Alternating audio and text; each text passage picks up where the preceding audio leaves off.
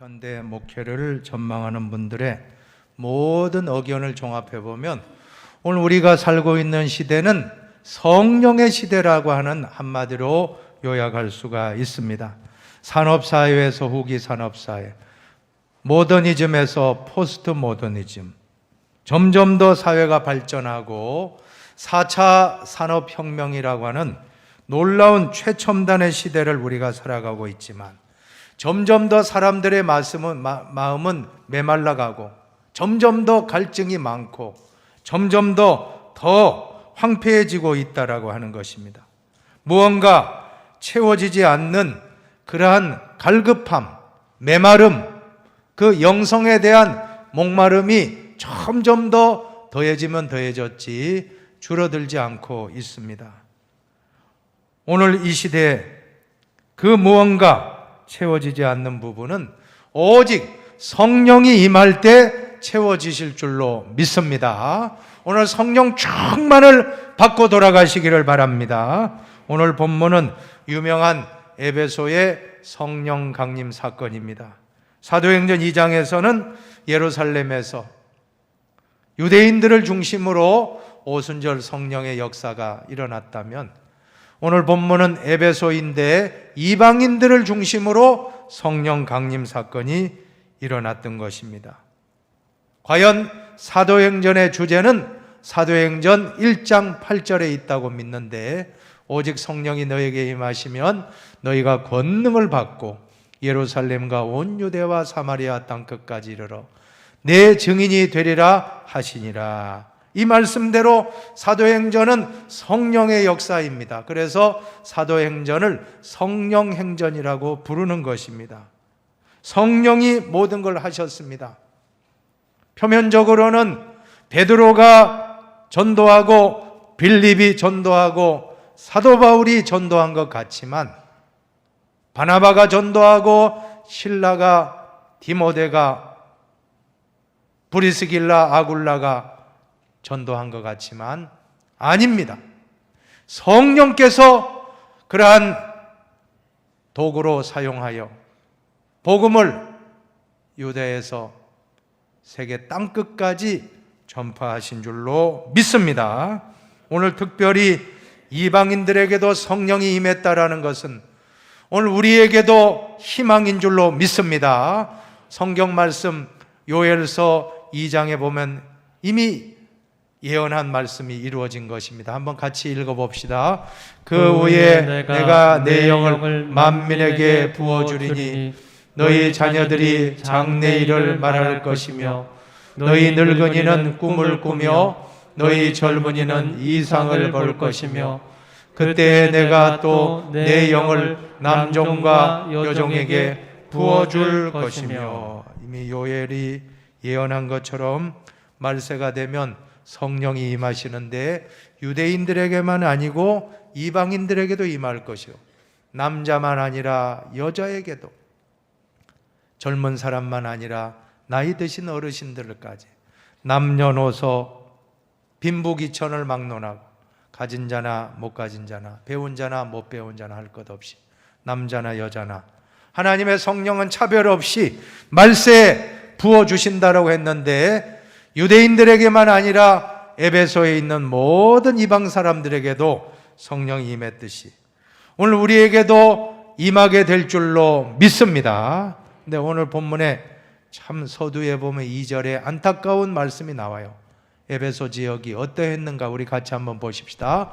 이르되 너희가 믿을 때 성령을 받았느냐? 이르되 아니라 우리는 성령이 계심도 듣지 못하였노라. 바울이 에베소에 갔을 때 에베소 교인들 뭐라고 했습니까? 너희가 믿을 때 성령을 받았느냐? 그런데 안타깝게도 에베소 교인들은 성령이 계심도 처음 들었습니다 하고 답을 한 것입니다. 에베소 교인들은 세례를 요한의 물 세례만 알고 있었습니다. 사랑하는 여러분, 오늘 이 시간 물 세례만 만족하지 마시고 불세례, 성령의 뜨거운 세례도 경험하시기를 바랍니다. 물 세례가 구원을 상징한다면 불세례는 능력을 상징하는 것입니다. 우리가 세례받고 구원받고 천국 가는 건 분명해요. 우리가 예수 믿고 구원받습니다. 우편 강도도 다 예수 믿고 마지막에 다 구원받았습니다. 그러나 능력 있는 신앙생활을 하기 원한다면 성령을 받아야 될 줄로 믿습니다. 성령을 받지 아니하면, 목회자도 성령 받지 아니하면 목회할 수가 없습니다. 지식으로, 학식으로, 학위로 목회가 되는 것이 아닙니다.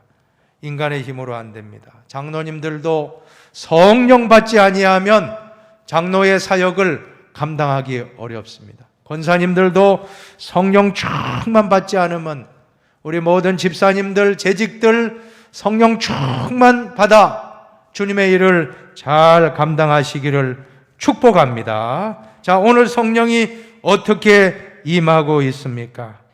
첫 번째로 성령 충만한 사람과 함께 기도할 때 성령이 임하셨던 것입니다. 6절을 보시기 바랍니다. 6절입니다. 바울이 그들에게 안수하매 성령이 그들에게 임하심으로 방언도 하고 예언도 하니. 사도 바울이 기도하는 가운데 12명의 에베소 교인들과 기도할 때 특별히 안수 기도를 한 것 같습니다. 안수 기도할 때 그 12명의 에베소 교인들이 다 성령 충만을 받고 방언도 하고 예언도 하고 은사가 강력하게 나타났던 것입니다. 오늘 우리도 성령 충만한 사람과 함께 기도할 때 성령 충만을 받게 될 줄로 믿습니다. 세상 친구 만나서 술 친구 만나면 우리는 술만 충만한 것입니다. 절대 우리가 믿는 사람들 술 충만한 사람이 아니라 성령 충만한 새술에 취해야 될 줄로 믿습니다. 알코올에 취하지 말고 새술에 취하십시오. 그 술은 성령 충만입니다. 어떤 사람 내가 주님을 잘 믿는다는데 그 술주자 주님이라 그러는데 그러지 마시고, 우리는 진짜 주님을 성령으로 충만하여 주님을 잘 믿는 저와 여러분 되기를 축원합니다. 또 어떤 사람은 돈 주식 투자 어디 가면 참 주식이 잘 된다, 비트코인 여러 가지 그런 희한한 것들에 정신이 팔려서 그런 데 대해서 전문가가 되고, 성령에 대해서는 오늘 에베소 교인들과 같이 계심도 듣지 못하였다라고 하면 안 될 줄로 믿습니다. 우리는 이 시간 성령으로 충만한 분들 만나서 성령 충만을 받게 되기를 주님의 이름으로 축원합니다. 드라마를 좋아하는 드라마 충만으로 가지 마시고, 또 어떤 분은 정치에 너무 심취해가지고 또 만나면 정치 이야기하는데 골만 아프고 너무나도 허망한 것입니다. 여러분, 성령 충만 받으면 여러분 마음이 평안하고 기쁨이 회복될 줄로 믿습니다. 우리는 성령 충만한 사람과 교제합시다. 성령 충만한 귀한 목사님, 장로님, 권사님, 집사님, 성도님 되어져서 우리가 가는 곳마다 성령 충만히, 사도 바울이 가는 곳마다 성령 충만히 임했듯이 오늘 성령 충만한 모든 성도님들 가는 곳마다 가정이 성령 충만하고 직장이 성령 충만하고 동네가 다 성령 충만하게 되기를 주님의 이름으로 축복합니다. 두 번째로 성령 충만은 반드시 말씀 충만으로 연결되는 것입니다. 9절에서 10절을 보시기 바랍니다. 9절로 10절입니다. 어떤 사람들은 마음이 굳어 순종하지 않고 무리 앞에서 이 도를 비방하거늘 바울이 그들을 떠나 제자들을 따로 세우고 두란노 서원에서 날마다 강론하니라. 2해 동안 이같이 하니 아시아에 사는 자는 유대인이나 헬라인이나 다 주의 말씀을 듣더라. 아무리 성령 충만 받았다고 끝난 게 아닙니다. 성령 충만 받았다면 이제는 우리는 말씀 충만으로 들어가야 될 줄로 믿습니다. 왜 성령 충만한 분들이 왜 잘못됩니까? 왜 이상하게 사이비가 되고 이단이 되고, 저렇게 충만한 분이 왜 저렇게 이상한 불건전한 신앙에 빠졌는가? 그 이유는 말씀이 뒷받침되지 않았기 때문이라고 하는 것입니다. 말씀이 뒷받침되지 않고 신비한 현상만 추구하다 보면 신비주의에 빠지게 됩니다. 말씀 없이 직통계시나 환상과 여러 가지 그러한 신비한 현상만 추구하다 보면 이단이 되고 사이비가 되는 경우 얼마나 많았습니까? 우리 주변에도 잘 믿노라 하면서 많은 체험을 한 분들이 왜 잘 나가다가 3000% 빠졌습니까? 그것은 말씀이 뒷받침되지 않으면 안 된다라고 하는 것입니다. 사랑하는 여러분, 언제나 우리 성도는 하나님의 말씀을 벗어나지 마시기를 축복합니다. 고린도전서 4장 6절을 같이 읽어봅시다. 형제들아, 내가 너희를 위하여 이 일에 나와 아볼로를 들어서 본을 보였으니 이는 너희로 하여금 기록된 말씀 밖으로 넘어가지 말라 할 것을 우리에게서 배워 서로 대적하여 교만한 마음을 가지지 말게 하려 함이라. 기록된 말씀 밖으로 넘어가지 말라. 우리는 언제나 말씀 앞에 교만하지 말고 겸손하게, 아무리 은사가 나타나고 아무리 신비한 체험을 했다 할지라도 말씀을 벗어나면 안 되는 것입니다. 아무리 많은 기적을 체험했다 할지라도 말씀 앞에 겸손하지 않고 교만하고 내가 최고다 하는 순간 그 사람은 하늘에서 땅으로 떨어질 수밖에 없습니다. 우리는 언제나 신비한 체험을 했다 할지라도 성령 충만은 말씀 충만이다. 한번 따라합시다. 성령 충만은 말씀 충만입니다. 말씀 충만입니다. 말씀을 벗어나지 맙시다. 말씀을 벗어나지 맙시다. 그래서 사도 바울은 성령 충만 받았던 이 에베소 교인들을 중심으로 하여 두란노 교회를 세우고 두란노 서원을 세워서 그곳에서 성경 공부를 2년 동안 교육을 시켰던 것입니다. 오늘 우리가 TBC 성경 공부를 해야 되는 목적도 여기에 있는 줄로 믿습니다. 성경 공부를 잘해야 돼요. 공부하지 않으면 우리는 바른 신앙을 가질 수가 없기 때문입니다. 이 당시 2년 동안 말씀을 집중적으로 공부했던 성도들이 에베소뿐 아니라 소아시아의 전역에서 흩어져 있던 성도들이 다 모여서 공부했는데, 그때 교회들이 세워지면서 소아시아 7교회, 요한계시록에 나오는 그 당시에 소아시아 7교회들이 잘 견고하게 말씀을 통하여 세워진 것입니다. 우리 힌돌교회도 말씀이 강한 교회가 되어야 할 줄로 믿습니다. 온 성도들이 성경을 듣고 설교 말씀 듣고 집에서 성경을 읽고 성경을 또 연구하고 성경을 암송하고 성경을 묵상하시기를 바랍니다. 여러분 성경책을 들어보시기 바라고 또 손가락을 펴보시기 바랍니다. 여러분 제일 새끼 손가락은 성경을 듣는 것입니다. 또 그 다음 손가락은 성경을 읽는 것입니다. 또 가운데 손가락은 연구하는 것이고 또 집게 손가락은 암송하는 것이고 엄지 손가락은 묵상이에요. 아무리 4가지 다 해도 묵상하지 않으면 떨어집니다. 다 여러분 혹시 지금 현재 성경 안 읽고 설교만 듣고 묵상을 한다면 좀 불안하지 않습니까? 떨어지기 쉬워요. 아유 불안합니다. 그때 읽으세요. 집에서 읽고 쓰세요. 그리고 연구하세요. TBC 공부하십시오. 그리고 여러분 암송하십시오. 암송까지 딱 하면 절대 말씀이 견고한 것입니다. 이러한 성도는 어떠한 일이 있어도 흔들리지 않고 승리하게 될 줄로 믿습니다. 말씀 충만이 성령 충만입니다. 성령 충만이 말씀 충만입니다. 세 번째로 성령 충만하고 말씀 충만할 때 자연히 은사가 충만하게 나타나는 것입니다. 11절로 12절을 같이 봉독합시다. 하나님이 바울의 손으로 놀라운 능력을 행하게 하시니 심지어 사람들이 바울의 몸에서 손수건이나 앞치마를 가져다가 병든 사람에게 얹으면 그 병이 떠나고 악기도 나가더라. 은사가 먼저가 아닙니다. 은사는 자연히 결과로. 원인은 성령이 충만하고 말씀이 충만하면 자연히 은사는 보너스로 주시는 겁니다. 믿습니까? 은사를 따라가지 말고 말씀을 따라가고 성령을 따라가시기를 바랍니다. 그런데 오늘날 우리 장로교회의 약점은 말씀은 강하다고 하는데 은사에 대해서 좀 도외시했던 것입니다. 제가 자라는 환경도 장로교회에서 쭉 자랐기 때문에 오직 말씀입니다. 말씀을 벗어나지 말라. 이 1등이에요.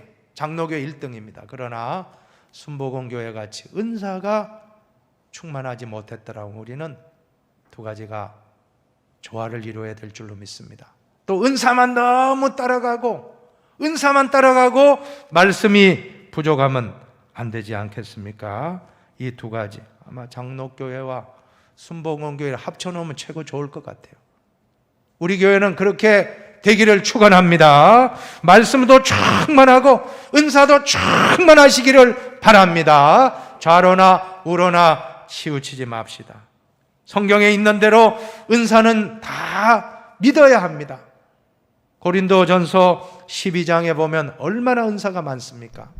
한번 읽어봅시다. 어떤 사람에게는 성령으로 말미암아 지혜의 말씀을, 어떤 사람에게는 같은 성령을 따라 지식의 말씀을, 다른 사람에게는 같은 성령으로 믿음을, 어떤 사람에게는 한 성령으로 병 고치는 은사를, 어떤 사람에게는 능력 행함을, 어떤 사람에게는 예언함을, 어떤 사람에게는 영들 분별함을, 다른 사람에게는 각종 방언 말함을, 어떤 사람에게는 방언들 통역함을 주시나니. 이 모든 은사 성경대로 믿으면 될 줄로 믿습니다. 자, 이 모든 걸 왜 주셨습니까? 우리를 유익하기 위하여, 교회를 유익하기 위해서 은사를 주신다고 했습니다. 각 사람에게 성령을 나타내심은 유익하게 하려 하심이라. 우리가 은사 받고 일하면 피곤치 않습니다. 은사 받고 봉사하면 힘들지 않아요. 그래서 유익하기 위해서 우리 모든 직분자들에게, 우리 목회자들에게, 장로님들에게, 권사님들, 집사님들에게, 성도님들에게 성령의 은사를 부어주셔서 우리 몸된 교회를 유익하게 하고 성도를 세우고 교회를 세우는 흰돌교회가 되기를 축원합니다.